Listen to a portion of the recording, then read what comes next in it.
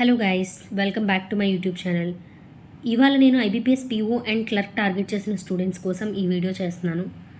ఇంకా ఎక్కువ టైం లేదండి, 60 డేసే ఉంది. ఈ 60 డేస్లో ఏ టాపిక్స్ మీద ఎక్కువ ఫోకస్ చేయాలి అండ్ బిగినర్స్ అయితే ఏ టాపిక్స్తో మీరు ప్రిపరేషన్ అనేది స్టార్ట్ చేయాలి అనే దాని గురించి నేను ఇవాళ వీడియో చేస్తున్నాను.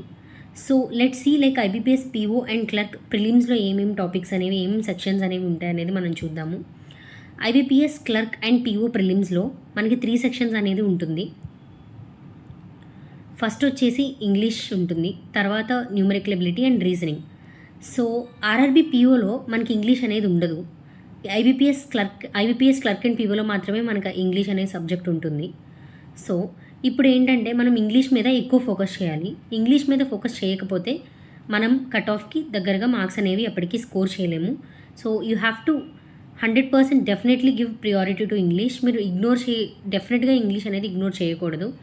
Other than that reasoning and ability మీరు కంటిన్యూస్గా థరోగా ప్రాక్టీస్ చేస్తూ ఉండాలి. And let's see main syllabus as well and mains pattern as well once. So మీరు కనుక మెయిన్స్ ప్యాటర్న్ చూసుకుంటే మనకి రీజనింగ్, ఇంగ్లీష్ అండ్ క్వాంట్తో పాటు జనరల్ అవేర్నెస్ ఉంది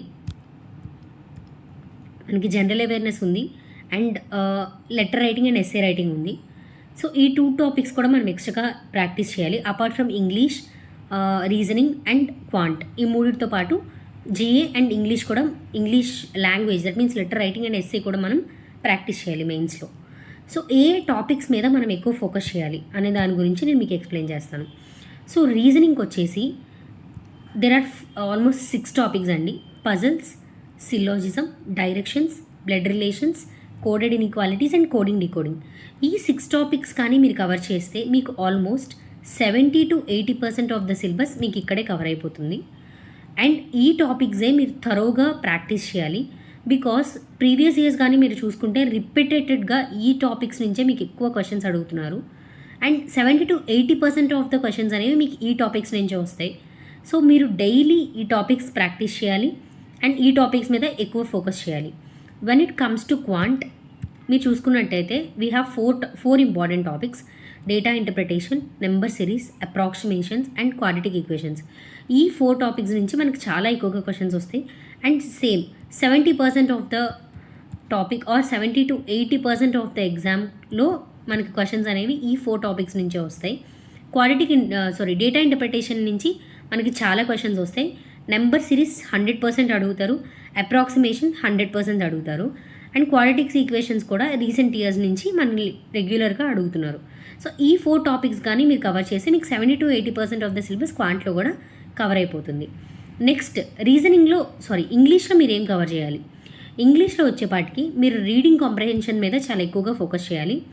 error detection, fillers, word swap, parajumbles and sentence rearrangement and cloze test. ఈ 6 topics మీరు థరోగా ప్రాక్టీస్ చేయాలి. ఈ 6 టాపిక్స్ నుంచి మనకి క్వశ్చన్స్ అనేవి డెఫినెట్గా వస్తాయి. And same 70% of the syllabus అనేది మీకు ఇంగ్లీష్లో ఈ టాపిక్స్ నుంచే కవర్ అయిపోతుంది. రిమైనింగ్ 30% సిలబస్ అనేది మీరు చూసుకోకపోయినా పర్లేదు, provided you are very accurate in this 70% of the syllabus. So ఈ 70% ఆఫ్ ద సిలబస్ మీరు 100% కవర్ చేశాక మాకు ఈ 70% ఆఫ్ ద సిలబస్లో చాలా మార్క్స్ బాగా వస్తున్నాయి అనుకున్నప్పుడు మీరు 30% ఆఫ్ ద సిలబస్ మీరు టైం ఉంటే చూసుకోవచ్చు. బట్ ఈ 70% ఆఫ్ ద సిలబస్ మీరు కానీ కవర్ చేస్తే మీరు కట్ ఆఫ్ అనేది చాలా ఈజీగా క్లియర్ చేయడానికి ఛాన్స్ అనేది ఉంటుంది. Thank you for watching this video. All the best.